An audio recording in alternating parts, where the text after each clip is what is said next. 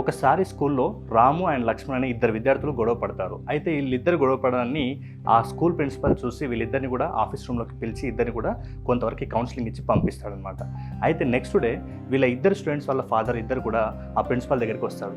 అయితే రాము వాళ్ళ నాన్న వచ్చేసి, సార్ మా వాడు ఏదైనా తప్పు చేస్తుంటే వాడి తరపున నేను క్షమాపణ అడుగుతున్నాను, క్షమించండి సార్ అని రాము వాళ్ళ నాన్న అడుగుతాడు. నెక్స్ట్ అదే లక్ష్మణ్ వాళ్ళ నాన్న మళ్ళీ ప్రిన్సిపల్ దగ్గరికి వచ్చేసి, సార్ ఏంటి సార్ మీకు వేలకు వేలు ఫీజులు కడుతున్నాము, అయినా కూడా మా పిల్లల్ని మీరు తిడుతున్నారట అని ఎలాంటి తప్పు తెలుసుకోకుండా ఇలా ప్రిన్సిపల్ని తిట్టి వెళ్తాడనమాట.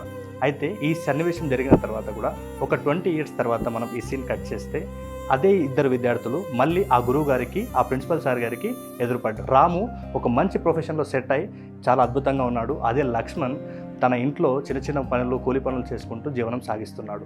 సో దీన్ని బట్టి ప్రతి ఒక్కరు కూడా ఆలోచించాల్సిన విషయం ఏంటంటే, మన పిల్లలకి విద్యతో పాటు సంస్కారం అనేది కూడా చాలా చాలా ఇంపార్టెంట్.